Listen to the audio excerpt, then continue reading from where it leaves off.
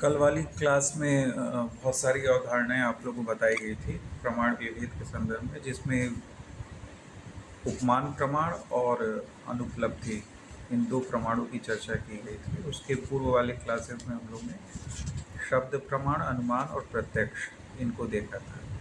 तो कुछ अवधारणाएं तो बहुत सामान्य थी उपमान प्रमाण और अनुपलब्धि के संदर्भ में, लेकिन कुछ विशिष्ट अवधारणाएं भी आपके समक्ष प्रस्तुत की गई, जिसको सामान्य तौर पे आप लोग विवेचित नहीं करते, तो वो आपके समक्ष प्रस्तुत की गई थी और आप लोग उसको फिर से ध्यानपूर्वक एक बार सुन लीजिएगा। तो हो सकता है कि अगर कोई कन्फ्यूज़न होगा आपके मनोमस्तिष्क में उस अवधारणा को लेकर, तो वो एक बार क्लियर हो जाएगा।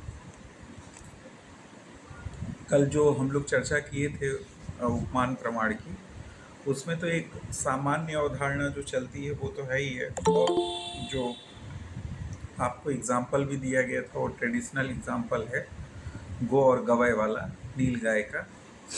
लेकिन इसमें एक विशिष्ट अवधारणा में आपको बताया गया था कि धर्म राजा ध्वरीन्द्र वेदांत परिभाषा में इसको किस प्रकार से देखते हैं। और इसमें हम लोग ने अवधारणा में ये देखने का प्रयास किया कि यहाँ पर जो मीडिएटर है, यानी जो उपमान प्रमाण है, जो मीन्स बन रहा है, यानी उपमिति प्रमा का जो करण बन रहा है, उसका स्वरूप क्या है, और जो उपमिति प्रमा यानी जो हमें फल प्राप्त हो रहा है उपमान प्रमाण के द्वारा, उसका स्वरूप क्या है। इन दोनों की अवधारणा हम लोग ने धर्म राजा ध्वरीन्द्र जो वेदांत परिभाषा में उन्होंने व्याख्यायित की है, उसके अनुरूप समझने का प्रयास किया था।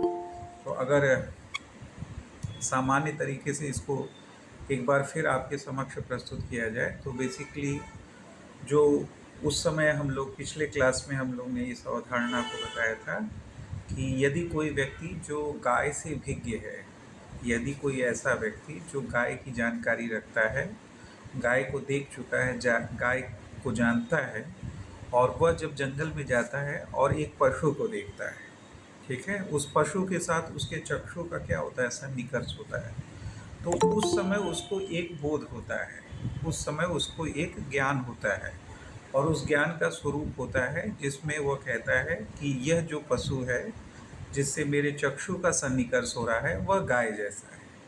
यानी वह स्टेटमेंट देता है कि यह पशु क्या है, गाय जैसा है।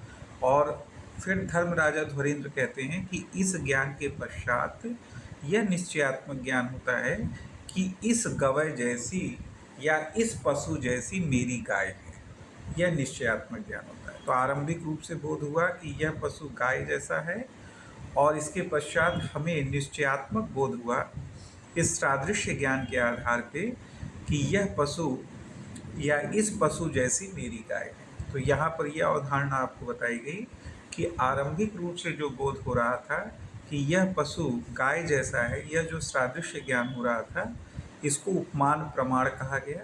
यही मीन्स है, करण है। और इसके पश्चात जो निश्चयात्मक बोध हुआ जिसमें यह वक्तव्य आया कि इस पशु जैसी मेरी गाय है या इस गवय जैसी मेरी गाय है, तो इसे ही हम लोग उपमिति प्रमा कहते हैं, जो सादृश्य ज्ञान का फल है। तो यह आपको अवधान में रखना है और इसको ध्यान में रखना है।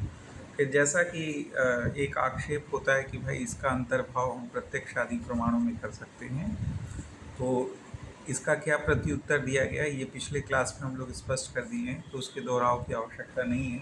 संक्षेप में बताते हुए हम पिछले क्लास को चल रहे हैं। अभी वीडियो अपलोड हो जाएगा तो आप लोग दोबारा जाकर सुन लीजिएगा। इसी प्रकार अर्थापत्ति की जो एक सामान्य अवधारणा है जो हम लोग जानते हैं, और उसका जो ट्रेडिशनल एक आपके सामने एग्जाम्पल प्रस्तुत किया जाता है, जिसमें हम लोग कहते हैं कि मोटा देवदत्त दिन में भोजन नहीं करता,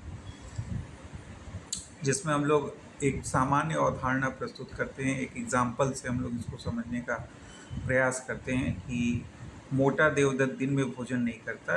तो यहाँ पर जो एक कॉन्ट्रडिक्शन, विरोध उत्पन्न होता है कि देवदत्त मोटा है और दिन में भोजन नहीं करता, तो इस विरोध के परिहार के लिए हम एक कल्पना करते हैं कि मोटा देवदत्त रात्रि में भोजन अवश्य करता होगा। तो ये एक सामान्य सा एक एग्जाम्पल है जो बार बार ट्रेडिशनली आप लोग को अर्थापत्ति प्रमाण के संदर्भ में दिया जाता है।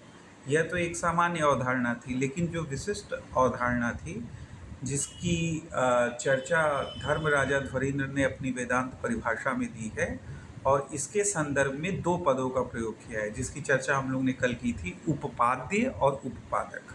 ठीक है, तो इस एग्जाम्पल जो ये आपको मोटा देवदत्त दिन में भोजन नहीं करता है, इस एग्जाम्पल के संदर्भ में बताया गया उपपाद्य क्या है, मोटा होना, यानी मोटा होना उपपाद्य है। और उपपाद्य का डेफिनेशन बताया गया था आपको कि जिसके बिना, यानी उपपाद्य वह होता है जिसके बिना जो उपपादक होता है वह अनुत्पन्न होता है। ठीक है, वह उत्पन्न नहीं हो सकता। तो इसी एग्जाम्पल में हम लोग ने बताया उपपादक क्या है, रात्रि भोजन, जिसको हम लोग जिस कल्पना को हम लोग सृजित कर रहे हैं, जो विरोधाभास उत्पन्न हो रहा है उसके परिहार के लिए। तो ये जो उत्पादक है रात्रि में भोजन, वह इस उपपाद्य के बिना अनुत्पन्न हो सकता, अनुत्पन्न ही रहेगा, ये उत्पन्न नहीं होगा। क्योंकि हम इसकी कल्पना ही क्यों कर रहे हैं, क्योंकि यहाँ एक विरोधाभास उत्पन्न हो रहा है। क्योंकि देवदत्त मोटा, हमने कहा देवदत्त मोटा है और दिन में भोजन नहीं करता। मोटा होना और दिन में भोजन नहीं करना, एक विरोधाभास उत्पन्न हो रहा है। तो इसी को दूर करने के लिए जो है हम एक कल्पना कर रहे हैं कि वो रात्रि में भोजन अवश्य करता होगा। तो ये जो उत्पादक है रात्रि में भोजन, वह मोटा होना इसके बिना अनुत्पन्न है, इसकी उत्पत्ति नहीं होगी। यह एक विशिष्ट अवधारणा आपको बताई गई जो धर्मराजा ध्वरीन्द्र ने अपने वेदांत परिभाषा में व्याख्यायित किया है। तो इसमें थोड़ी क्लिष्टता थी और आपको लगेगा कि ये अवधारणा थोड़ी स्पष्ट समझ में नहीं आ रही है, लेकिन दोबारा आप वीडियो सुनेंगे, ध्यानपूर्वक सुनेंगे तो बहुत सामान्य सी अवधारणा बताई जा रही है।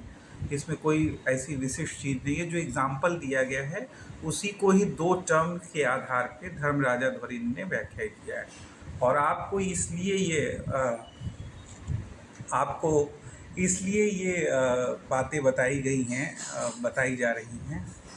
आपको इसलिए ये बातें बताई जा रही हैं क्योंकि जिस तरह से एग्ज़ाम का स्वरूप धीरे धीरे जटिल होता जा रहा है, प्रश्नों का स्वरूप भी धीरे धीरे जटिल होता जा रहा है, तो आप लोग स्टेप बाय स्टेप अगर थोड़ी थोड़ी जो जटिल अवधारणाएं हैं और जो विशिष्ट अवधारणाएं व्याख्यायित की गई हैं किसी भी दर्शन के संदर्भ में, अगर उसको भी देखते रहेंगे, उसको समझते रहेंगे, तो फिर आप धीरे धीरे जो क्लिष्ट प्रश्न आते हैं आप लोग के एग्ज़ाम में, उसको भी करने में सक्षम हैं।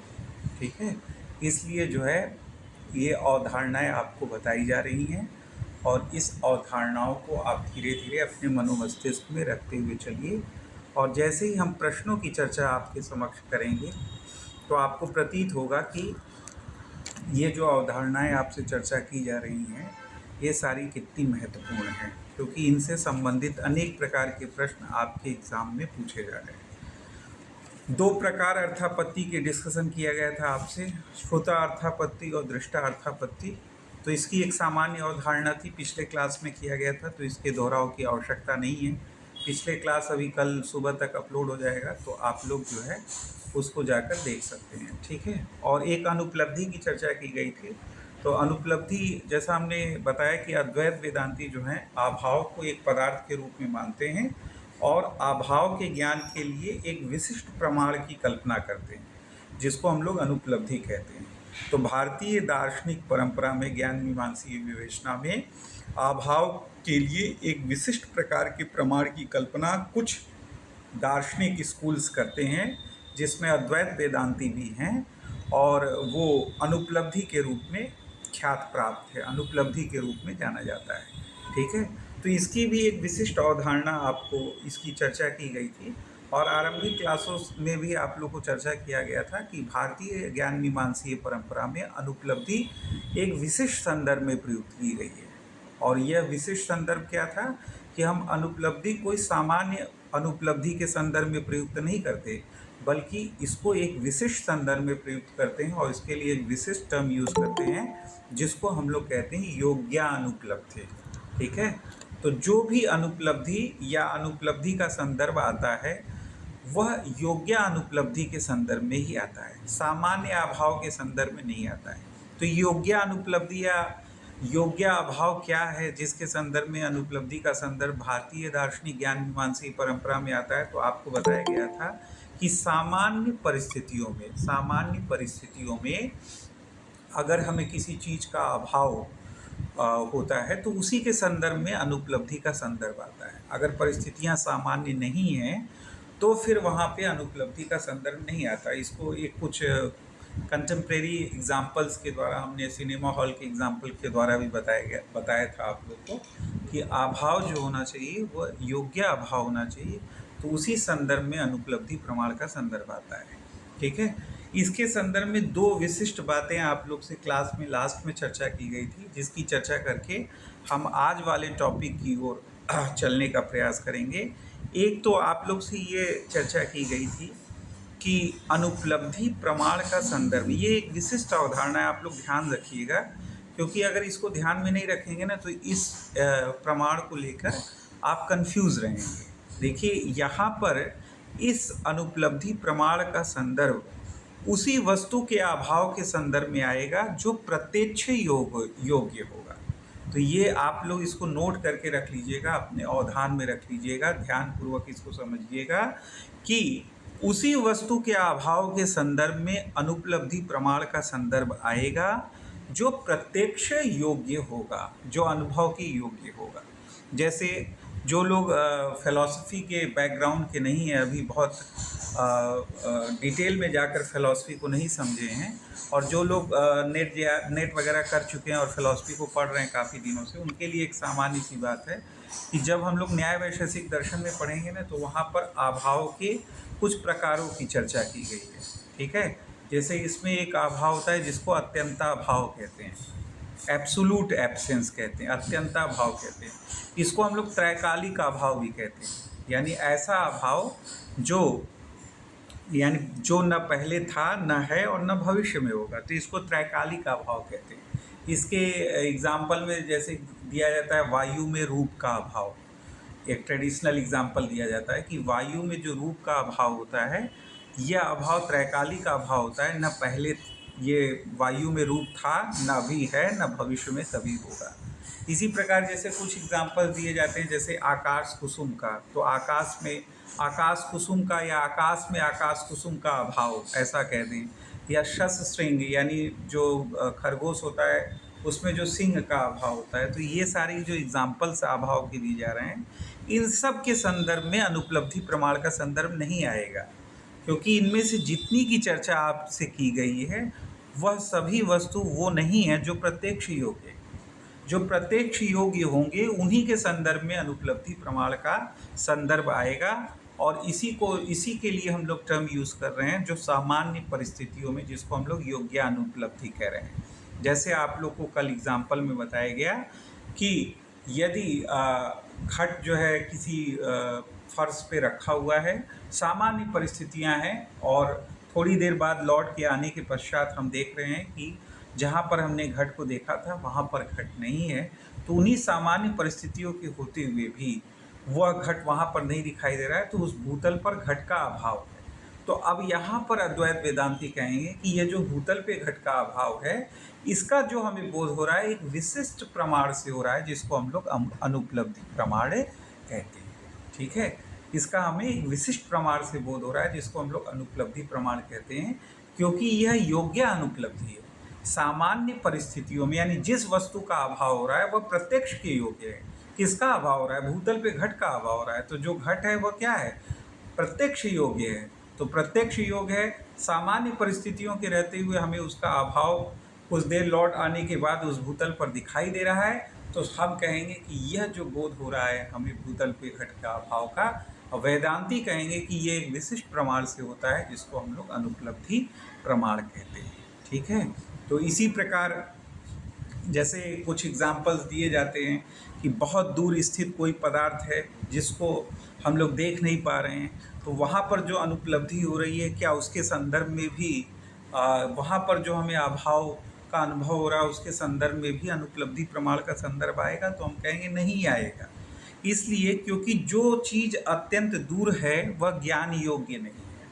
तो यहाँ पर जिस प्रकार कहा जा रहा है कि प्रत्यक्ष योग अनुभव का संदर्भ होना चाहिए, इसी प्रकार उस पदार्थ का ज्ञान योग्य भी होना चाहिए। अगर वह बहुत दूर स्थित है और हम उसका ज्ञान प्राप्त करने में सक्षम नहीं हैं, तो बहुत दूर स्थित होने के कारण जो उसका अभाव हो रहा है उसके संदर्भ में भी अनुपलब्धि प्रमाण का संदर्भ नहीं आएगा। तो ये सब विशिष्ट अवधारणाएं हैं जिसको आप लोग को अपने मनोमस्तिष्क में रखना चाहिए। ठीक है, तो ये सारी जो बातें चर्चा आपके समक्ष प्रस्तुत की गई वह पिछले क्लास के दोहराव थे, जो पिछले क्लासेस में बताई गई। आज हम एक टॉपिक उठा रहे हैं आप लोग का प्रामाण्यवाद। इसी पे हम मेरा रिसर्च भी है, जिसमें हम लोग इंडियन वेस्टर्न कंपैरेटिव किए हैं, यानी प्रामाण्य विषयक भारतीय एवं पाश्चात्य मतों का तुलनात्मक अध्ययन। ये मेरे रिसर्च का टॉपिक था। तो प्रामाण्य पे हमने जो है रिसर्च किया है और इसकी विशद विवेचना हमने अपने रिसर्च में की है। और जो पुस्तक हमारी सितंबर अक्टूबर तक आएगी उसमें भी प्रामाण्यवाद वाला पक्ष बहुत डिटेल में होगा। जो भारतीय दर्शन का प्रामाण्यवाद वाला पक्ष है वो बहुत डिटेल में होगा। तो वो तो खैर जब आएगी तो आप लोग देख लीजिएगा, लेकिन अभी आप लोग के एग्जामिनेशन पॉइंट ऑफ व्यू से जो इम्पोर्टेंट है उसको हम चर्चा कर दे रहे हैं। और जैसे जैसे हम स्कूल्स पढ़ते जाएंगे, जैसे जैसे अलग अलग स्कूल्स को हम लोग कवर करते जाएंगे, उसमें हम लोग सभी ज्ञान मीमांसीय पक्षों को पढ़ते जाएंगे। और इस ज्ञान मीमांसीय पक्ष में प्रामाण्यवाद भी आता है, क्योंकि हम लोग क्या देख लिए, ज्ञान का स्वरूप देख लिए, ज्ञान की प्रक्रिया देख लिए, ज्ञान का ज्ञान देख लिए, प्रमारूप ज्ञान का स्वरूप, उसके लक्षण देख लिए। ठीक है, यानी ज्ञान के प्रकार देख लिए, उसमें प्रमारूप ज्ञान, अप्रमारूप ज्ञान, प्रमारूप ज्ञान के लक्षण को देख लिए, प्रमाण के लक्षण को देख लिए, फिर प्रमाण विभेद देख लिए। प्रमाण विभेद में हम लोग इसमें प्रत्यक्ष, अनुमान, शब्द, उपमान, अर्थापत्ति, अनुपलब्धि सबको देख लिए। अब हम लोग जो देखेंगे वह प्रामाण्यवाद को देखेंगे। ज्ञान की प्रामाणिकता से संदर्भित जो सिद्धांत हैं भारतीय दार्शनिक ज्ञान मीमांसीय परंपरा में, उसमें इस स्कूल में यानी अद्वैत वेदांत में प्रामाण्य के संदर्भ में, ज्ञान की प्रामाणिकता के संदर्भ में किस मत को स्वीकार किया गया है, इसकी विवेचना हम लोग करेंगे।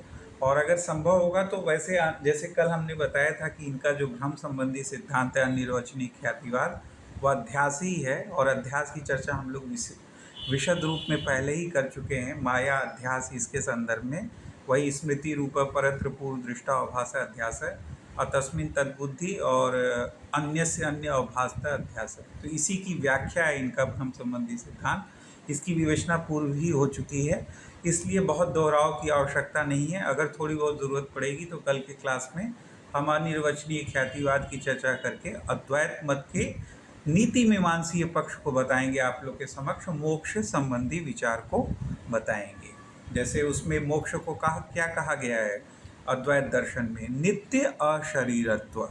ठीक है, तो एक कन्फ्यूज़न पैदा होता है। वैसे ये चर्चा कल के क्लास में करेंगे, लेकिन एक सामान्य विवेचना के रूप में आपके समक्ष हम कह रहे हैं कि इसको क्या कहा गया है, नित्य अशरीरत्व कहा गया है मोक्ष को। तो नित्य अशरीरत्व कहा गया है, लेकिन हम लोग जानते हैं कि अद्वैत मत जीवन मुक्ति को भी मानता है। तो अब प्रश्न उठता है कि अगर हम इसको नित्य अशरीरत्व कह रहे हैं तो जीवन मुक्ति को कैसे स्वीकार करेंगे। तो इसकी व्याख्या विवेचना कल की क्लास में की जाएगी।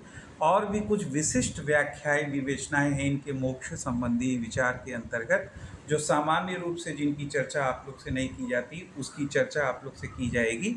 और इसके बाद मेरे समय से कल के क्लास के बाद इनका अद्वैत मत, आदि गुरु शंकराचार्य का अद्वैत मत समाप्त हो जाएगा। इसमें टोटल हमको लग रहा है कि 15 से 20 क्लासेस लगी हैं, क्योंकि आरंभिक रूप से आपको बताया गया है कि अद्वैत मत के ट्रेसेस किस प्रकार से हमें अपने वैदिक दर्शन में प्राप्त होते हैं, वहाँ से इसको स्टार्ट करते हुए फिर आदि गुरु शंकराचार्य के पूर्व जो वेदांत के आचार्य हुए गौड़पादाचार्य, उनकी मांडुक्य कारिका, उसका विशद विवेचन करते हुए फिर आदि गुरु शंकराचार्य की तत्व मीमांसा के उपरांत ज्ञान मीमांसा का विवेचन चल रहा है। कल इनकी नीति मीमांसीय चर्चा के उपरांत अद्वैत मत समाप्त हो जाएगा आप लोग के समक्ष। तो आप लोग जो लोग भी अभी क्लास में जुड़े हैं, पहले बौद्ध दर्शन जो लोग पढ़ चुके हैं वो तो जान ही रहे हैं, लेकिन जो लोग अभी क्लास में जुड़े हैं अद्वैत मत से, वो ये समझ जाएंगे कि हम लोग किसी भी स्कूल को किस प्रकार से अप्रोच कर रहे हैं, किस प्रकार से संपूर्णता में किसी दर्शन को के विभिन्न पक्षों आयामों को देखने का प्रयास किया जा रहा है इस क्लासरूम में। और उस लेवल तक हम लोग ले जा रहे हैं जिस लेवल तक आपको आवश्यकता है, बल्कि उससे कुछ आगे ही बढ़ के हम सारी चीज़ों को एनालाइज करने की कोशिश कर रहे हैं, और केवल यह प्रयास नहीं किया जा रहा है कि आप लोग ऑब्जेक्टिव प्रश्नों को सॉल्व कर सकें, बल्कि मेरा प्रयास यह है कि दर्शन की विषय के साथ आप जुड़ सकें, इसकी अवधारणा को, इसके स्वरूप को, इसके मर्म को आप लोग समझ सकें।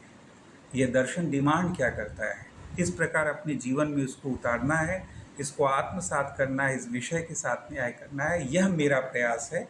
अगर यह मेरा प्रयास आप तक पहुंच जाए और उसको अपने जीवन में आप उतार लें, तो मेरा पढ़ाना और आपका पढ़ना सफल होगा। ठीक है, तो इसी के साथ हम लोग इस विवेचना को आरंभ करते हैं। जो 15-20 मिनट क्लास चलनी है, उसमें पहली तो ये चर्चा कर दे रहे हैं, एक सामान्य सी, एक बेसिक आप लोग से हम चर्चा कर दे रहे हैं प्रामाण्य के संदर्भ में। जैसा कि आरंभिक क्लासेस में चर्चा की गई थी कि ज्ञान के संदर्भ में दो प्रकार के सिद्धांतों की चर्चा की जाती है सामान्यतः। एक को कहते हैं ज्ञान के प्रकाश्य का सिद्धांत, इसकी चर्चा पहले ही की गई थी, और एक होता है जिसे कहते हैं ज्ञान के प्रामाण्य का सिद्धांत। तो दोनों सिद्धांतों में कभी कभी लोग कंफ्यूज्ड हो जाते हैं, भ्रमित हो जाते हैं और दोनों को एक मान लेते हैं। लेकिन विवेचना से हमने स्पष्ट किया था कि दोनों सिद्धांत किस प्रकार पृथक हैं। यानी जो ज्ञान के प्रकाश्य का सिद्धांत है वह ज्ञान के ज्ञान से संबंधित होता है, यानी किसी भी कॉग्निशन से संबंधित होता है, किसी भी ज्ञान के अवबोध से संबंधित होता है। हमें कोई ज्ञान हो रहा है, उस ज्ञान का हमें ज्ञान हो रहा है, इससे संबंधित जो सिद्धांत होता है उसे हम लोग ज्ञान के प्रकाश्य का सिद्धांत कहते हैं। और ज्ञान के प्रामाण्य का सिद्धांत ज्ञान के प्रामाणिकता से संबंधित होता है।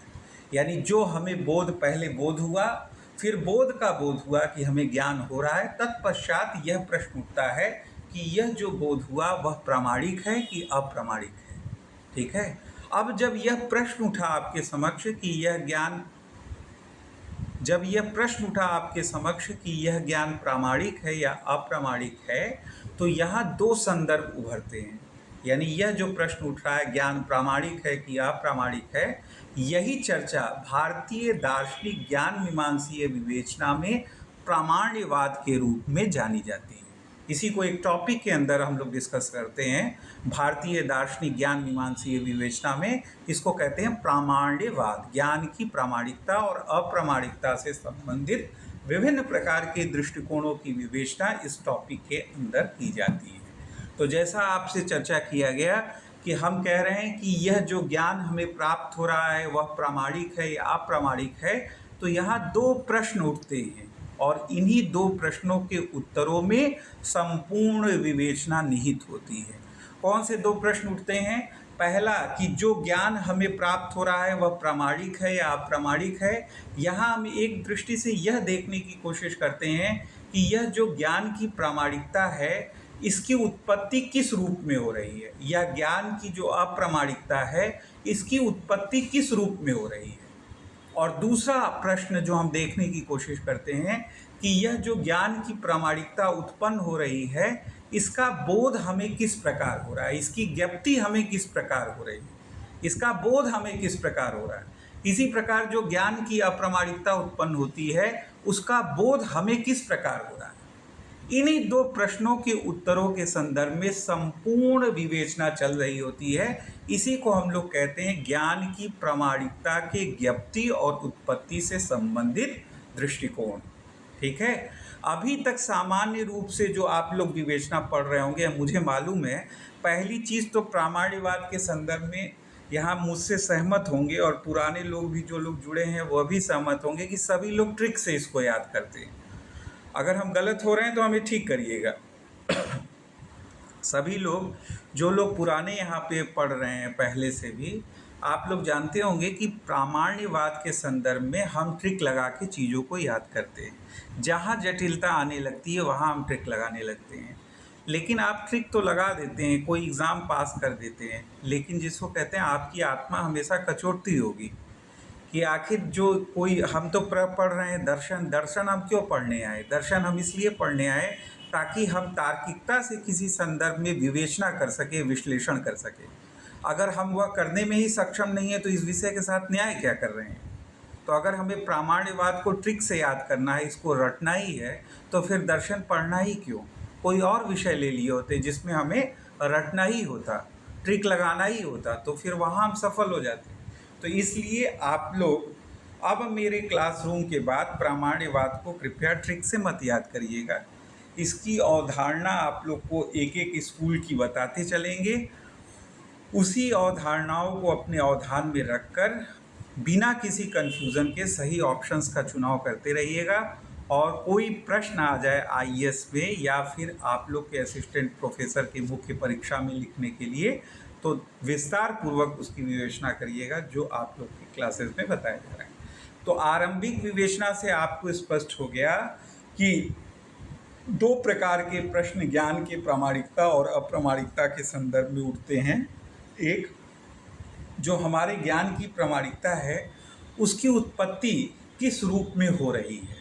यहाँ पर दो डिवीज़न होता है, यानी ज्ञान की जो प्रामाणिकता है, या इसी में अप्रामाणिकता को भी जोड़ के देखते रहिए आप साथ साथ, क्योंकि भारतीय दार्शनिक पक्ष में प्रामाणिकता और अप्रामाणिकता का विवेचन साथ साथ हो रहा होता है, जबकि इसके कंपैरिजन में जो सिद्धांत हमको पाश्चात्य दर्शन में मिलता है, जिसको थ्योरी ऑफ ट्रुथ कहते हैं, सत्यता का सिद्धांत, वहाँ पर असत्यता का प्रश्न सत्यता के साथ नहीं चलता। लेकिन भारतीय दार्शनिक विवेचना में प्रामाण्य के साथ अप्रामाण्य का संदर्भ भी साथ साथ चल रहा होता है। तो जब हम कोई विवेचना प्रामाण्य के संदर्भ में कर रहे होंगे तो अप्रामाण्य के संदर्भ में भी आप उसको अपने अवधान में रखिएगा, क्योंकि वो अप्रामाण्य के संदर्भ में भी वैसे ही विवेचना चल रही होती है। ठीक है, अलग से हम बताएंगे, लेकिन आप साथ में रखिएगा। तो जैसे हम सामान्य रूप से कह रहे हैं कि किसी ज्ञान का जो प्रामाण्य है उसकी उत्पत्ति किस रूप में हो रही है, उसके संदर्भ में दो दृष्टिकोण आते हैं, जिसको एक कहते हैं स्वतः मत और एक कहते हैं परतः मत। स्वतः को हम लोग अंग्रेजी में कहते हैं इंट्रिंसिक और परतः को कहते हैं एक्सट्रिंसिक। ठीक है, तो ये जो डिवीज़न हो रहा होता है, ये डिवीज़न की अवधारणा क्या है, यानी ज्ञान की प्रामाणिकता की उत्पत्ति के संदर्भ में जो दो मत आ रहे होते हैं स्वतः और परतः के, इसकी अवधारणा क्या है, इसका कॉन्सेप्ट क्या है। यानी कोई ज्ञान की प्रामाणिकता उत्पत्ति की दृष्टि से अगर हम कहें स्वतः है तो इसका अभिप्राय क्या है, किसी ज्ञान की प्रामाणिकता या प्रामाण्य उत्पत्ति की दृष्टि से परतः है तो इसका क्या अभिप्राय है। इसको हम लोग थोड़ा सा इसके ऊपर हम प्रकाश डाल देते हैं, फिर यही संदर्भ जो है ज्ञप्ति के संदर्भ में भी आएगा। देखिए, भारतीय दार्शनिक परंपरा में ही यह विशिष्टता है कि यहाँ प्रामाण्य की उत्पत्ति का संदर्भ भी डिस्कस किया जाता है। जैसा कि हमने अपने शोध में इसको विवेचित किया है, व्याख्यायित किया है। कभी आपको मौका मिलेगा तो हमारा शोध पढ़िएगा। वैसे जब मेरी पुस्तक आ जाएगी तो ये वाला पक्ष भी उसमें मिलेगा, क्योंकि बहुत सारी चीज़ें हमने अपने शोध विवेचना से भी ली हैं अपनी पुस्तक में। तो अगर जैसे हमने कहा कि भारतीय दार्शनिक परंपरा में जो उत्पत्ति का संदर्भ आ रहा होता है, पाश्चात्य दर्शन में इन्हें नहीं आता। पाश्चात्य दर्शन में जो थ्योरी ऑफ ट्रुथ है, सत्यता का सिद्धांत, जो इसके समतुल्य सिद्धांत थे प्रामाण्यवाद के, वहाँ पर जो हमें नॉलेज हो रही होती है उस नॉलेज के संदर्भ में, जिसको हम लोग वहाँ पर ट्रू जस्टिफाई बिलीफ के रूप में लेते हैं। नॉलेज को पाश्चात्य दर्शन में क्या कहा गया, ट्रू जस्टिफाई बिलीफ के रूप में डिफाइन किया गया। तो ये जो ट्रू जस्टिफाई बिलीव है, यानी हमारा जो कोई बिलीव होता है, हमारा कोई जो विश्वास होता है, उस विश्वास की उत्पत्ति का संदर्भ वहाँ नहीं आ रहा होता है। वहाँ उस विश्वास की ज्ञप्ति, यानी उस विश्वास का निश्चय कैसे हो कि वह विश्वास सही विश्वास है कि गलत विश्वास है, यही संदर्भ वहाँ आ रहा होता है कि उसके ज्ञप्ति का संदर्भ ही मुख्य रहा होता है, सेंटर में रहा होता है। लेकिन भारतीय दार्शनिक विवेचना में हम देखते हैं कि यहाँ उत्पत्ति और ज्ञप्ति दोनों विवेचनाएं मिल रही होती हैं। तो इसका कारण क्या है, इसकी विवेचना हमने अपने रिसर्च में की है। अगर थोड़ा सा प्रकाश डालें तो देखिए, भारतीय दर्शन क्या है, तत्वमीमांसीय विवेचना प्रमुख रहा है। यानी भारतीय दार्शनिक परंपरा तत्वमीमांसीय विवेचन में क्या रही है, झुकी हुई रही है, हमेशा तात्विक विवेचना करती रही है। और इसी झुकाव के कारण भारतीय दर्शन में ज्ञान की उत्पत्ति, यानी ज्ञान के प्रामाण्य की उत्पत्ति का संदर्भ भी एक प्रमुख स्थान रखता है। यानी ज्ञान को एक कार्य के रूप में लिया गया है, और कार्य जब उत्पन्न होता है तो यह जो कार्य उत्पन्न हुआ इसकी प्रामाणिकता किस प्रकार से उत्पन्न होगी, यह स्वतः होगी कि परतः होगी, यह प्रश्न भी भारतीय दार्शनिक ज्ञान मीमांसीय विवेचना में उनके तत्व मीमांसीय झुकाव के कारण स्थान बना लेता है।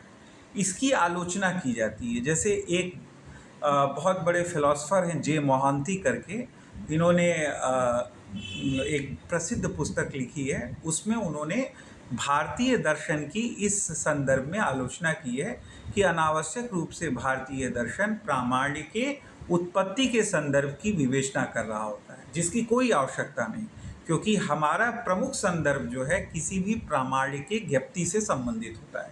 यानी कोई बोध हो रहा होता है, हम उसका निश्चय कैसे करें कि वह निश्चय कैसे करें कि वह बोध सही है कि गलत है। अगर हम उस निश्चय के मापदंड को ढूंढ लें तो हमारा जो अभिप्रेत है, हमारा जो लक्ष्य है वह पूर्ण हो जाता है। ज्ञप्ति का संदर्भ ही मुख्य रहता है, उत्पत्ति का संदर्भ की विवेचना की कोई आवश्यकता नहीं है। लेकिन भारतीय दर्शन ऐसा कर रहा होता है। क्यों कर रहा होता है, उसकी एक बहुत संक्षेप में विवेचना आपके समक्ष प्रस्तुत की है। तत्व मीमांसीय झुकाव के कारण कर रहा होता है, लेकिन जब कर रहा है तो हमको उसको देखना है, यानी हमको उसको समझ के रखना है, क्योंकि अभी तक रिकॉर्ड रहा है कि प्रामाण्य के संदर्भ में उत्पत्ति और ज्ञप्ति के डिवीज़न को कर क्योंकि इसमें जटिलता बहुत ज़्यादा है। एक आप देखेंगे तो भारतीय ज्ञान मीमांसी पक्ष में एक बहुत प्रसिद्ध स्टेटमेंट है कि जो सबसे गूढ़तम पक्ष माना गया है भारतीय ज्ञान मीमांसी पक्ष का, वह प्रामाण्यवाद ही माना गया है। तो प्रामाण्यवाद की विवेचना अत्यंत जटिल है, दुरूह है, और इसमें बहुत सारे एंगल्स हैं, अलग अलग तरीके के दृष्टिकोण हैं। इसी क्लिष्टता की वजह से अभी तक का रिकॉर्ड रहा है एग्ज़ाम में कि कभी भी उत्पत्ति और ज्ञप्ति का डिवीज़न करके आपसे प्रामाण्यवाद पे प्रश्न नहीं पूछा गया है अभी तक। न तो असिस्टेंट प्रोफेसर के एग्ज़ाम में पूछा गया है और न ही यूजीसी नेट जेआरएफ के एग्ज़ाम में पूछा गया है। तो आपके मनोमस्तिष्क में आ रहा होगा कि सर क्यों बता रहे हैं।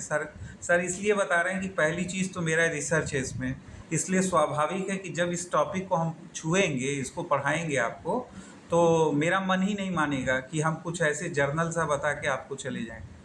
तो फिर हमारे अंदर अजीब सी एक भावना रहेगी कि कैसे इनके साथ न्याय नहीं किए, हम इनको ठीक से नहीं पढ़ाए। पहली चीज़ तो ये। दूसरी चीज़ ये कि हम लोग बहुत ऐसी सारी चीज़ें पढ़ रहे हैं जो अभी तक टच नहीं किया गया है, नहीं लोग पूछे हैं उसको, लेकिन पढ़ इसलिए रहे हैं क्योंकि जैसा हमने बताया आरंभिक रूप से कि दर्शन के किसी एग्ज़ाम को निकाल लेना ही हमारा उद्देश्य नहीं है। इस मंच पे हम लोग जो जुड़े हैं सभी लोग, हम लोग का उद्देश्य केवल दर्शन के किसी एग्ज़ाम को निकाल लेना मात्र नहीं है, बल्कि हमें इस विषय के संदर्भ में जो एक मिथ चल रहा होता है, जो इसको पढ़ने के अप्रोच में जो गलतियां हो रही होती हैं, और एक नया दृष्टिकोण प्रस्तुत करने की जो हमारी इच्छा है हम सबकी, उस उद्देश्य से हम लोग यहाँ जुड़े हुए हैं इस मंच से, तो उसको भी तो पूरित करना है। तो इसलिए आवश्यक है कि अगर कोई चीज़ वहाँ पर इस तरह से दी गई है, व्याख्यायित विवेचित की गई है, तो आपके पास वो पहुँचे। जटिलता होगी, एक बार और वीडियो सुनना पड़ेगा, एक बार और समझना पड़ेगा, यही होगा, इससे ज़्यादा क्या होगा, ठीक है। लेकिन आप लोग इसको समझिएगा। तो ये सब विवेचनाओं के साथ अब हमने एक सामान्य विवेचना आपके समक्ष रख दी कि प्रामाण्य की उत्पत्ति के संदर्भ में दो बिंदु आ रहे होते हैं, और इसी प्रकार अप्रामाण्य के संदर्भ की उत्पत्ति के संदर्भ में भी दो बिंदु आ रहे होते हैं, एक स्वतः का और एक परतः का।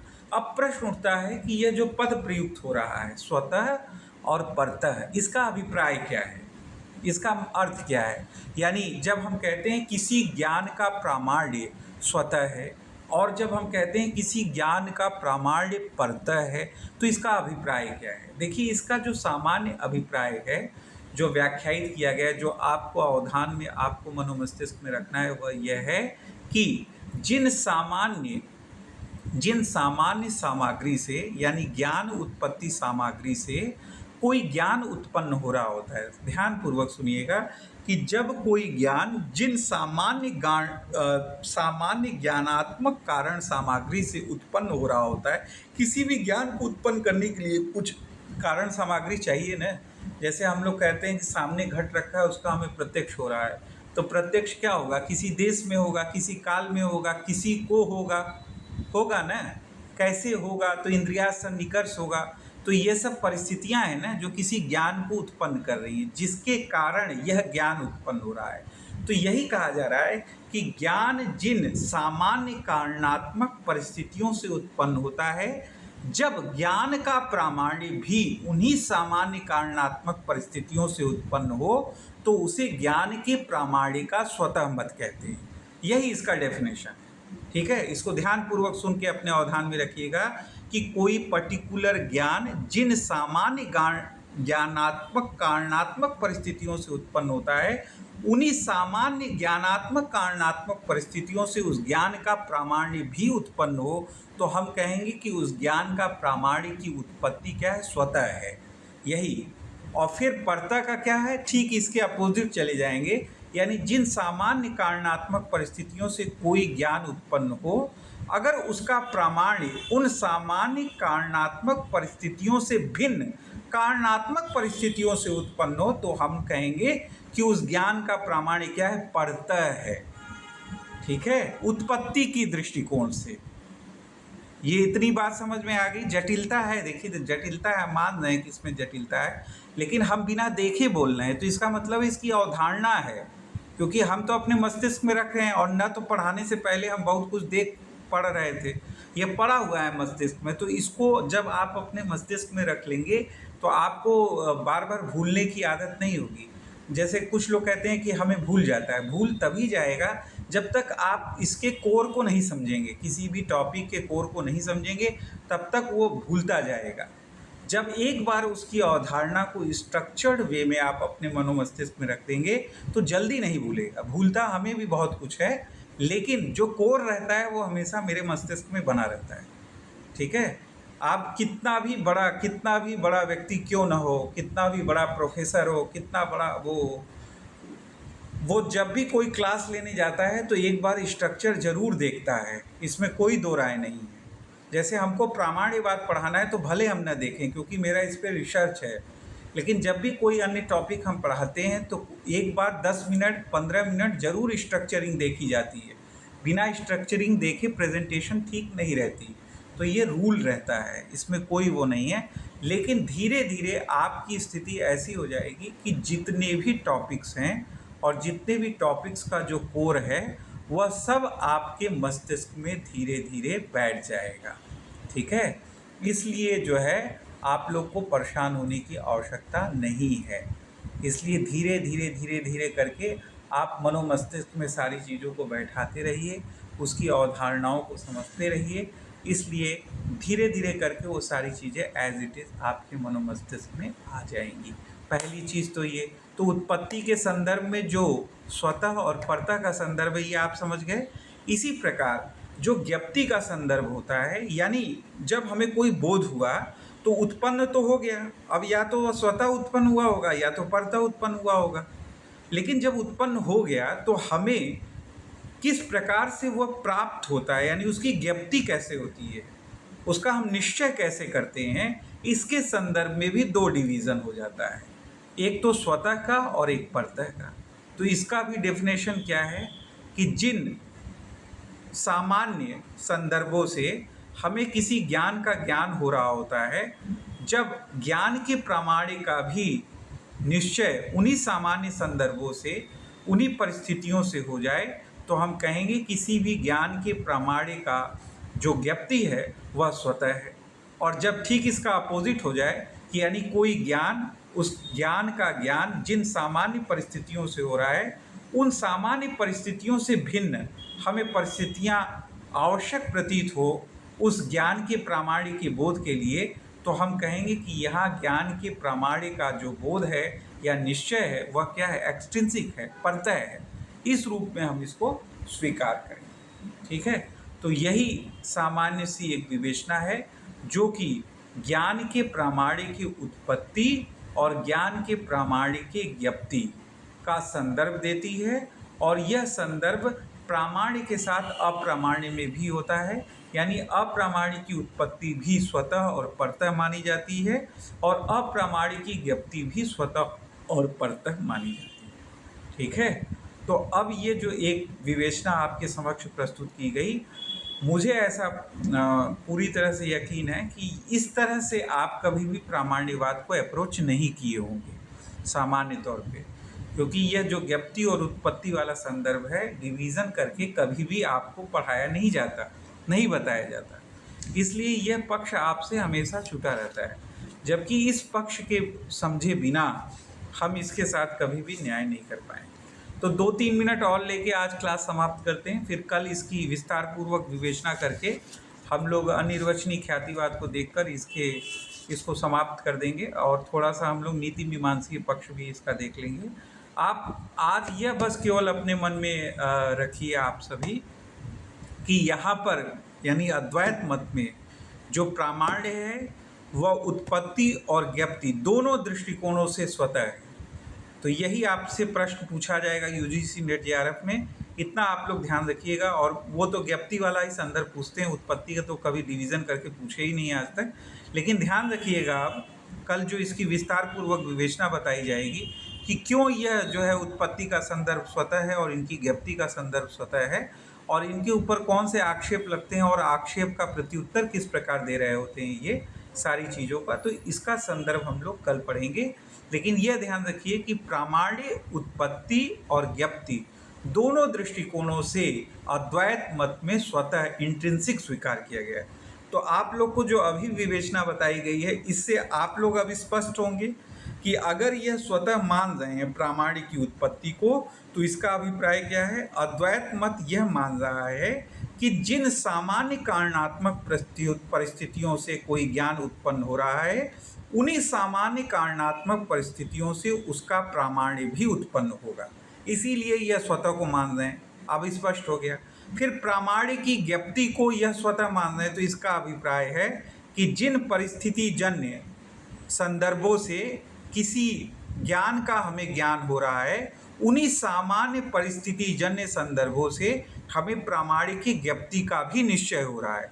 इसीलिए यह अद्वैत मत ज्ञान की ज्ञप्ति के संदर्भ में, प्रामाण्य की ज्ञप्ति के संदर्भ में स्वतः मत को मानता है, इंट्रिंसिक मत को मानता है। तो इतनी विवेचना आपको स्पष्ट है। अब देखिए, अप्रामाण्य के संदर्भ में उत्पत्ति और ज्ञप्ति दोनों दृष्टिकोणों से यह परतः मानते हैं, एक्सट्रिंसिक मानते हैं। यानी अप्रामाण्य को उत्पत्ति और ज्ञप्ति दोनों दृष्टिकोणों से ये परतः मानते हैं। तो इसकी विवेचना अगर हम सामान्य रूप से करेंगे तो क्या आएगी इसकी विवेचना कि अप्रामाण्य उत्पत्ति के दृष्टिकोण से परतः है। इसका मतलब ज्ञान जिन सामान्य कारणात्मक परिस्थितियों से उत्पन्न हो रहा है, उस ज्ञान का अप्रामाण्य उन सामान्य कारणात्मक परिस्थितियों से इतर कारणात्मक परिस्थितियों से उत्पन्न होता है। इसीलिए यहाँ अप्रामाण्य उत्पत्ति की दृष्टिकोण से क्या है, परतः है, एक्सट्रिंसिक है। इसी प्रकार जब हम कहेंगे कि अप्रामाण्य ज्ञप्ति की दृष्टिकोण से परतः है, तो इसका अभिप्राय यह है कि ज्ञान का ज्ञान जिन सामान्य परिस्थिति जन्य संदर्भों से हो रहा है, उसका निश्चय किया जा रहा है, उससे इतर, उससे भिन्न परिस्थिति जन्य संदर्भों से अप्रामाण्य का निश्चय होता है। इसलिए अप्रामाण्य ज्ञप्ति की दृष्टिकोण से क्या है, परतः है, एक्सट्रिंसिक है। ठीक है, तो ये सब क्लिष्ट है, थोड़ी सी विवेचना टफ है। दर्शन शास्त्र में, ज्ञान मीमांसीय विवेचना में थोड़ी बौद्धिकता, तार्किकता चाहिए। तो आप लोग परेशान मत होइए, धीरे धीरे करके हमारे साथ चलते रहिए और हम लोग लक्ष्य को प्राप्त कर लेंगे। आज हम क्लास बंद करते हैं, समाप्त करते हैं। जय हिंद, जय भारत। कल मिलते हैं हम।